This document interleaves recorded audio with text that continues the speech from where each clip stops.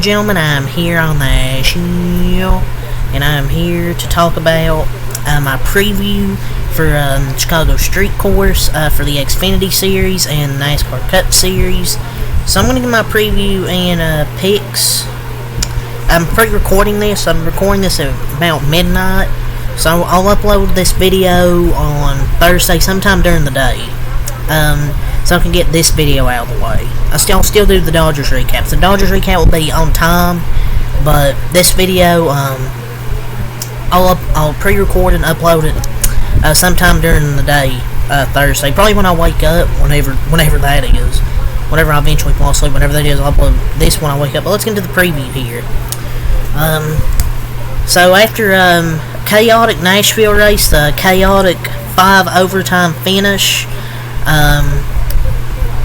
and basically about the playoff bubble right now for the playoffs and how I anticipate things will play out, the way it looks, and one more new winner, in my opinion, from below the cut line.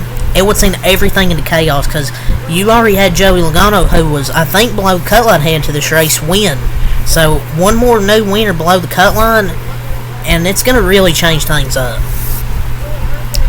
And the official playoff grid right now is Ty Gibbs here, plus 70.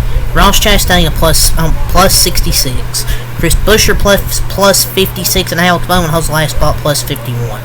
Then you had 17th through 20th. Bubba Wallace is minus 51. Chase Briscoe's minus 78. Kyle Busch minus 104. Josh Berry minus 131. And if there are no more new winners from below the playoff cut line, then all the bubble drivers have nothing to worry about, because the closest driver outside right now is probably Bubba Wallace, basically Bubba Wallace. But he probably can't make up 51 points in 7 races. But if there's a new winner, subtly, even Ty Gibbs, currently 10th in the standings and 70 points up on the cutoff, wouldn't be safe. So everyone from Gibbs, Chastain, Buescher, and Alex Bowman, who are all separated by just 19 points, they do get very concerned about an upset winner, and that's why I hate the playoffs. You have Ty Gibbs, who's run consistently, probably top 10. And subtly, even him currently 10th in the standings and 70 points up on the cutoff, wouldn't be safe. I mean, that's just why the winning you're in is the dumb rule.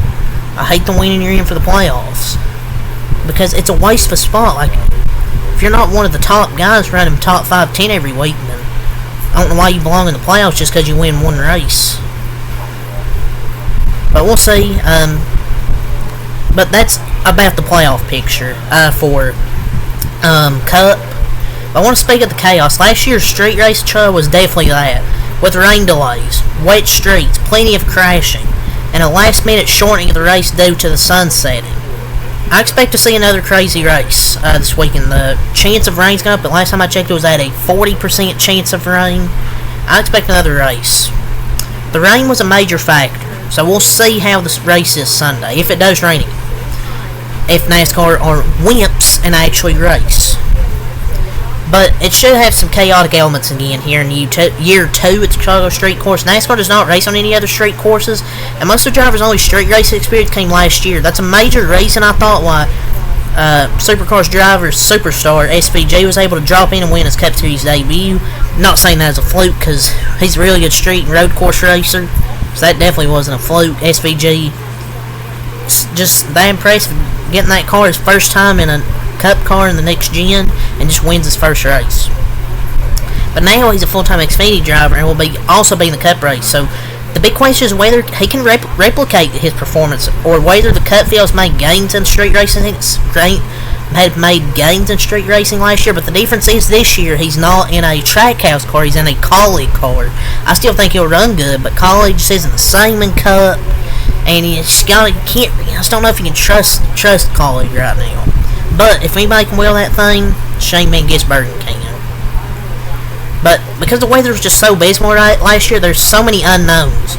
Drivers have largely been complimentary about the layout, like lauding it for there's like more passing zones than expected of a circuit like that. With the weekend forecast, it's looking dry. Well, it was looking dry at the time. There is a 40% chance of rain, but the hope is this could have some more craziness. SVG, I think a lot of people will pick as the obvious favorite. And whether, in terms of your strategy, it comes down to whether you want to go with the favorite, SVG, or take a chance on the race field being more competitive this year. I think it will be. SVG could be capable of dominating this race. Depends on it kind of just depends on where he qualifies. But there could be bad. He could have like a bad pit stop, a mechanical failure, a mistake. You never know. But if there's like a long shot, AJ Allmendinger or Michael McDowell, I could definitely consider them shots to win. Denny Hamlin could be an option.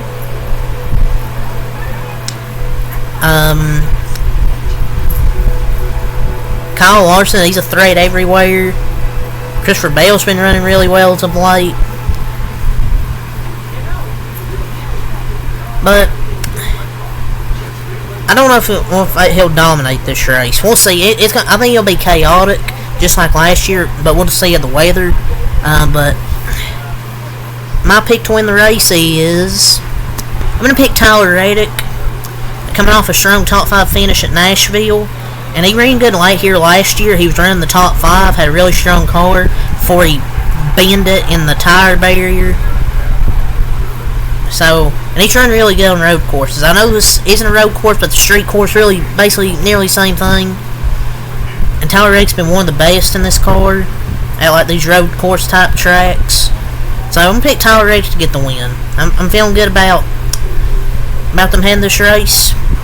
He definitely needs another win to build some more momentum.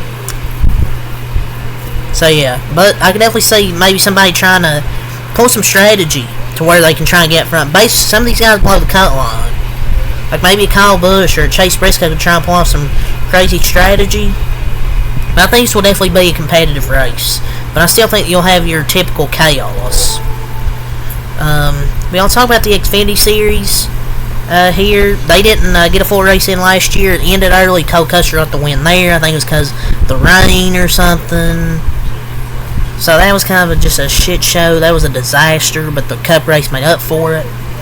But I think the Xfinity Series race, I think Shane Van Gisbergen is going to dominate and win that. I think the only other guy that might be able to keep up is maybe AJ Allmendinger, unless Austin Hill decides to try to create some chaos. But we'll see. I think Cole Custer will definitely be another contender. Won here last year. He could probably go back-to-back here. And he's done everything this year except win. He's run really consistent. But he probably wants a win. And he had a good shot at Nashville. The car just got bad late. Got tight. Justin Allgaier would definitely be a threat. But I just don't see any of them beating SVG. But yeah, that's my Xfinity pick. SVG and Tyler Reddick are my picks this weekend, so that's all I got. Till next match. Peace.